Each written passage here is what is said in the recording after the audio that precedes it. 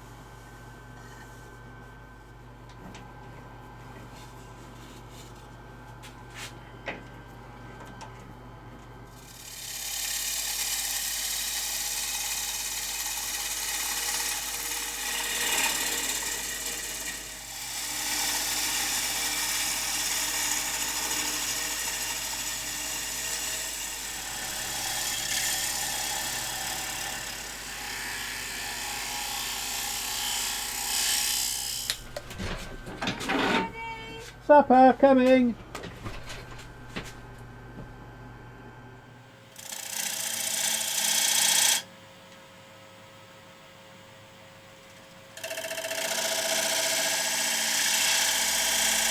Right, so just putting a little line in there to delineate where my texturing is going to be.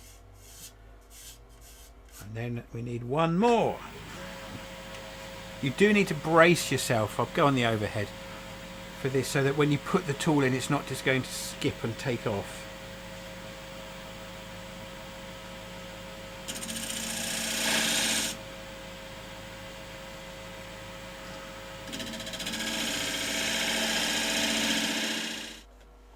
And then they will be nice little areas for my texturing. And that is where I will hollow out. Now these cutters seem to be getting harder to find. They're made by a company called Rotarex. There's a little packaging for you, a 2-inch Pro carving disc. Now I prefer this for texturing over the Manpa cutter for this type of texturing. So let's get it plugged in and let's get the lathe spinning at a low speed and we'll get our texture going on. So that's a little bit too low. About 400 or so is usually fine. So as normal, I think it's perhaps a little fast actually. Let's go down a little bit. I'm just going to texture with the cutter moving between those two grooves. But before I do that, should I? No, I think I'm going to do it without any ebonizing lacquer today. It's very cold in the workshop, and ebonizing lacquer will need a bit higher than, what was it, 12.2 degrees to dry well. So come onto the tailstock so you get an even closer view of this.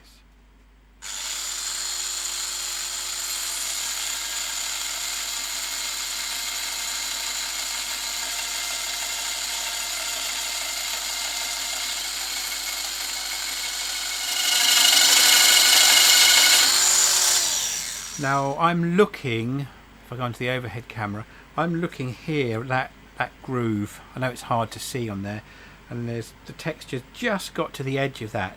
May not have gone far enough. It hasn't, and it's actually skipping a little bit. This bit of wood has been on the lathe for several months since the first bit of this video. So I will need to do a little bit more holding there.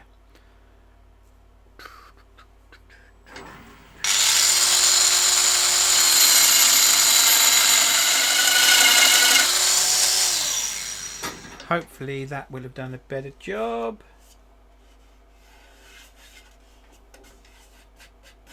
Yeah, I think I'm reasonably happy with that. It's gone pretty much right round to the edge. Yeah, I think that will work for today's purposes. Usual. Actually, I've got some new stuff. You've seen me do this before with, you know, a little suede brush, brass brush. This does a pretty good job, and it cuts those little wisps off relatively well and gets in the texture. It doesn't really ruin the texture. If you sand with something rather more aggressive, you're more likely to remove your texture, or lose some of the crispness of it. But at the last Harrogate show, I treated myself on the Klingspor stand. He says, "Oh, go to workshop cam." Voice activated changing of cameras. Go to overhead cam. Go to overhead cam. It's a little temperamental sometimes. So what have I got here? I've got a couple of bristly discs. These are from Klingspor. One's rather coarse, one's a bit finer. I'm going to use the fine one. Maximum speed 4,500 RPM. How do they compare? Well, I think the bristliest one, the coarsest one, is not too dissimilar from these red nylon ones that you've seen me use before. I would say the filaments are a little thinner. So let's get a drill for this to go in. Oh, got a nice little label. Am I strong enough to remove the label? Oh, well, most of it. Turn the drill the right way to open it up.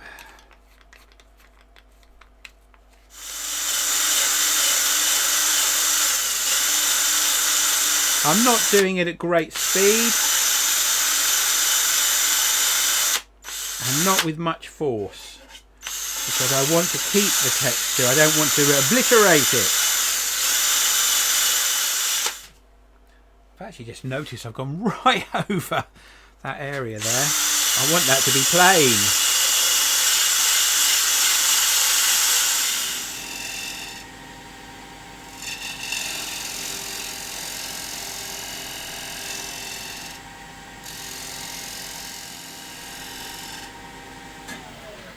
And I think what we might have to do is just go in again with the little spindle gouge, just to refine that line. So into that, so into there.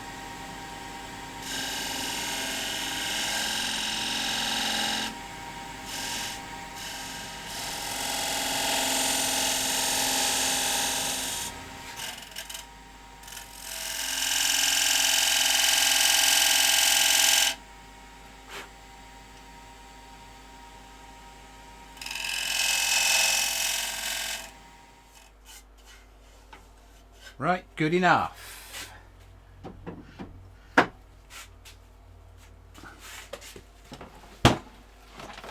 Now my newsletter subscribers got the first look at this new airbrush. This is a new make, a new kid on the block, and it seems to be having quite a good reputation. This is the cheapest of the airbrushes they offer. Currently 20% off on Amazon. So it worked out at £35. Now it's not the sort of airbrush you're used to seeing me use. You're used to seeing me use the siphon fed airbrushes with spirit stains. This is a gravity fed airbrush and it's very nice, good build quality. I was very impressed with this. I did in a live Zoom I did for my newsletter subscribers earlier this week, last week, depends when I post this, doesn't it? So it's your turn now to get a look at it in action. So it comes with two needles, a 0.3 and a 0.5. The 0.3 is attached at the moment. I just put in the fluid cup. It's a very tight fitting lid. Got that off all right. And I'm going to use some paints today as well. But first I'm going to move my heater a bit nearer.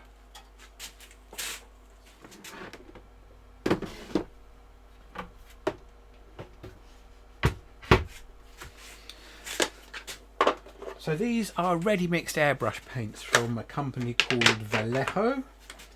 Let's see what colours I'm going to use.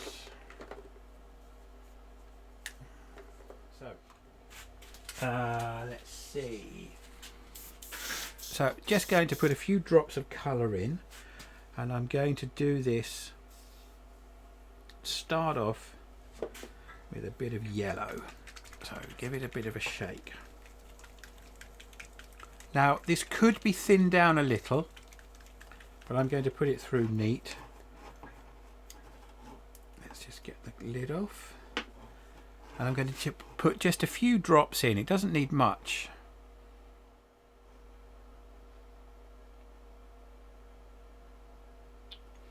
Right, so we've got a few drops in there. Let's get the wood spinning. Blow some dust off.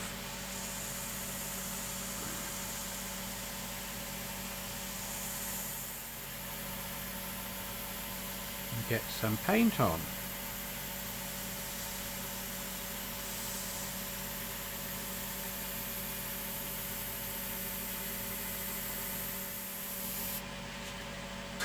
Right, let's have a look. Covers very nicely. Just a little more.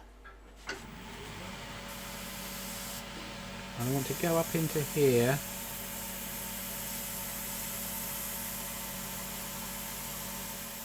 And the reason for spraying on both sides, certainly with texture, is to make sure that I'm covering it all and getting right into the bottom of things. Right, so there we go. We've got our yellow to begin with. There's a little bit of yellow left in there, which I'm not too bothered about because I'm going to put some red in next.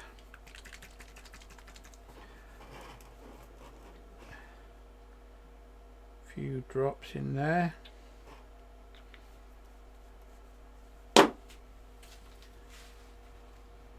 Now I can mix what's in that cup up a little bit just by blocking the end of the airbrush and holding the trigger down. See that bubbling? It's backwashing, mixing those colours, and there we go, we've got what I want, the next colour.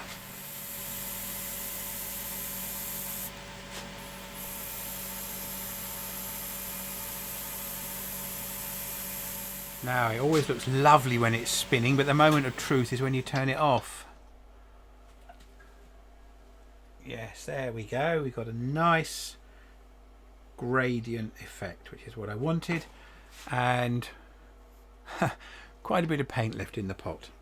Right, I'm going to have to clean that out. I'll do that off camera. So I've done a video of cleaning gravity feed airbrushes before, haven't I? You've seen them all.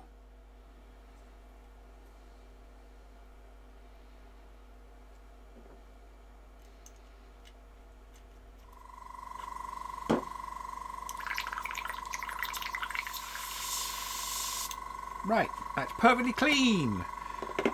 Now, I was going to leave it uncleaned because I was going to put black in it next, but I've just been told that dinner's ready.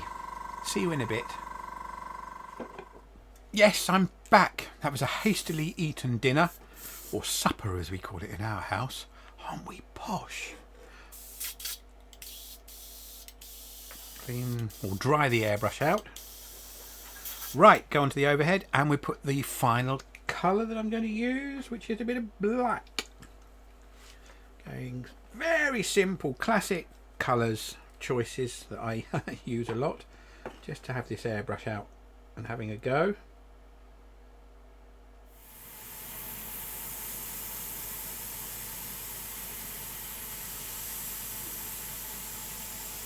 So I was spraying over here. Obviously that's getting into that right hand wall, but not into this left hand wall, so I need to come this side and spray in there.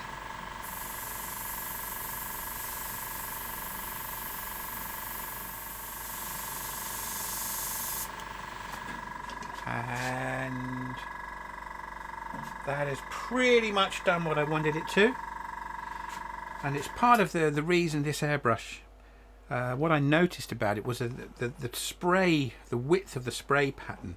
A lot of my airbrushes maybe spray quite wide. This one is quite a tight spray. That's a nice little feature of it, with certainly with that 3mm needle.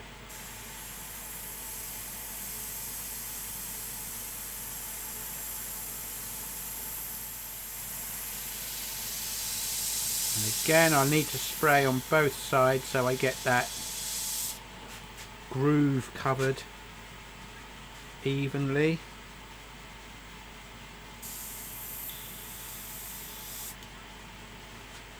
Need some more colour.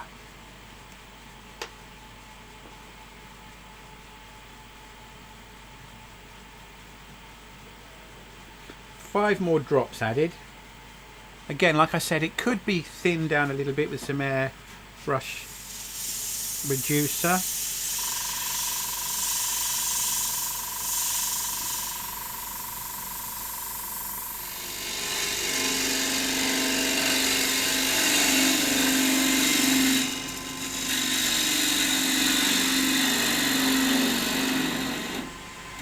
Now, my ideal shape in here for a bowl this size, and bowl is a bit grand, is for a continuous curve curving all the way down into the bottom, and ideally a hemisphere. So got a little nipple in the side there that needs sorting out, and I'm getting dust all over that bit, making a pig's ear of that bit.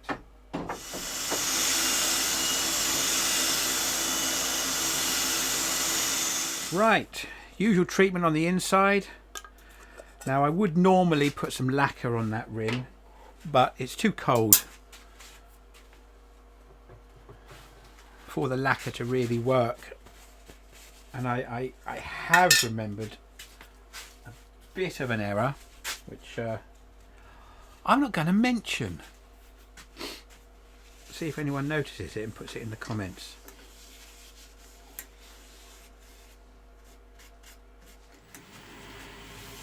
So the reason for the cut and polish on the inside is that that's starting a wax finish as well, and I like wax on wood. I think it looks much more appealing than lacquer, but I know some people do like the lacquer. They like that super shiny finish. For all my love of colour and bright things, I don't.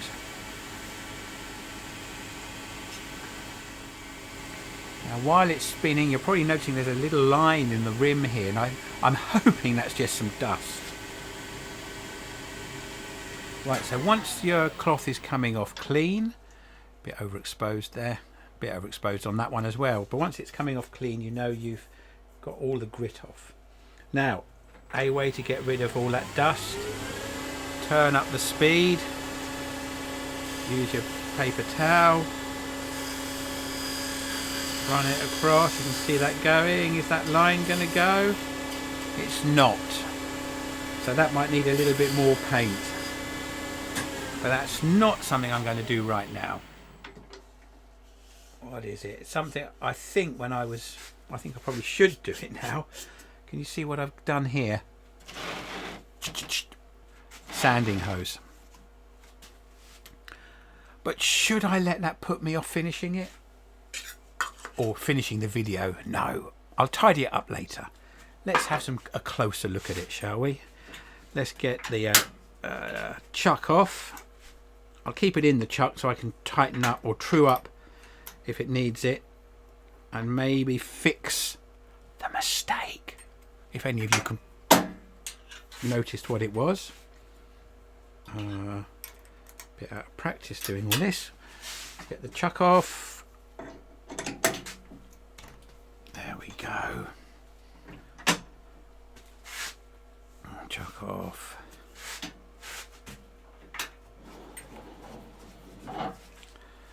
Right, so let's go on the overhead. So there you are. You can see the damage that was done. Eek! With my lovely posable extractor hose, which is a shame because it won't take much to fix. And there's a little bit of chipping here, but again that won't take much to fix. I'll just have to get the airbrush out again, but it does mean it doesn't look quite as spectacular as I was hoping it would.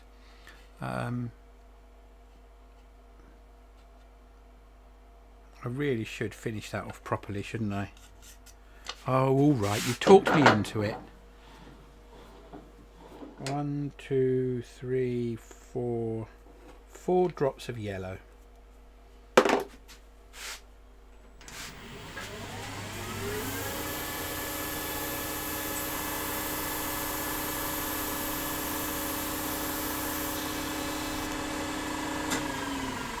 Then let's see how well that's done. Yeah, pretty good, and 4 drops seemed about right. So now let's sort out this little bit of damage up here. Come onto the tailstock round here. You can see that little bit of damage.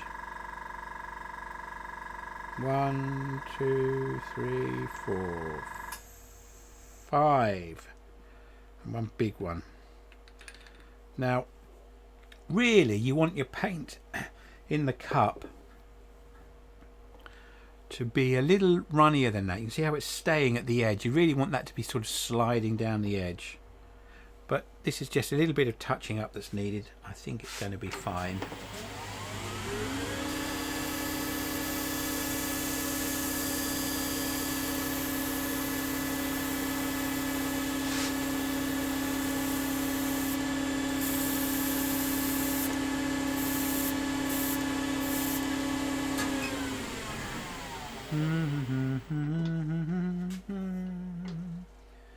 Oh, beautiful. Rinse that out, come on the overhead so you can get to see more airbrush cleaning. Woohoo! See, I didn't really need that much red.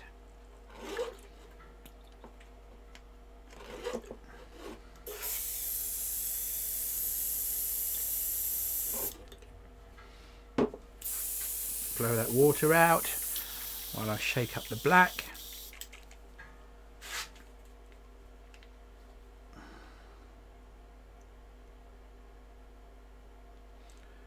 Eight drops of black in there.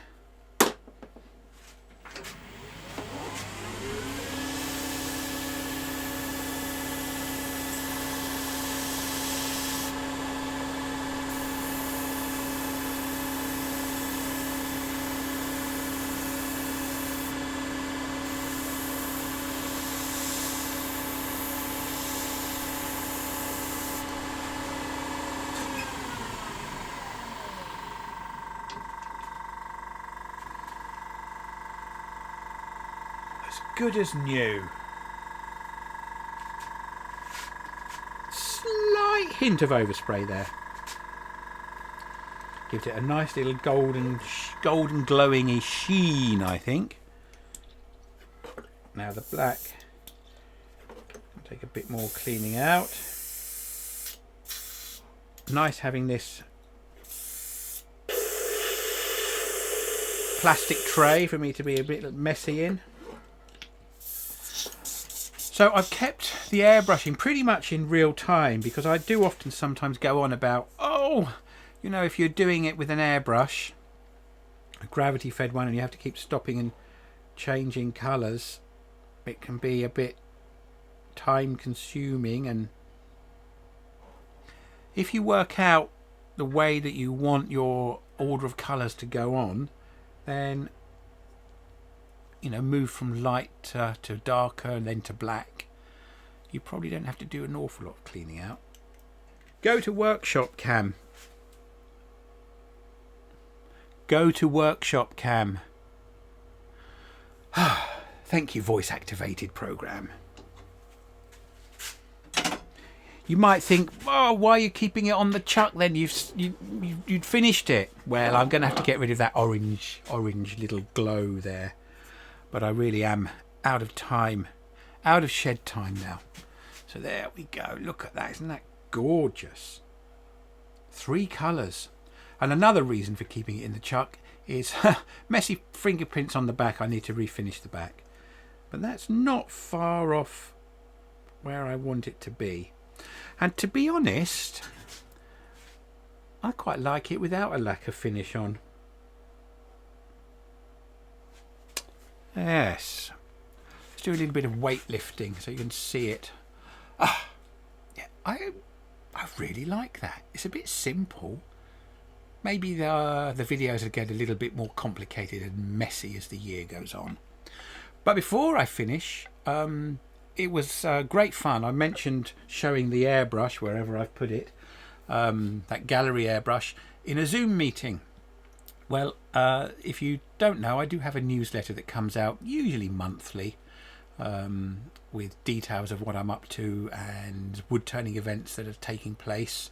And my newsletter subscribers had free access, exclusive, to that Zoom workshop. So if you'd like to be included on my mailing list, then please complete a little form. If you go to my website, the link somewhere on the page in YouTube. It's at the top of first page of the website. Sign up for my newsletters, and then I'll be able to include you in any future free Zoom events that I run. There. I'm very pleased with that. Thanks for watching.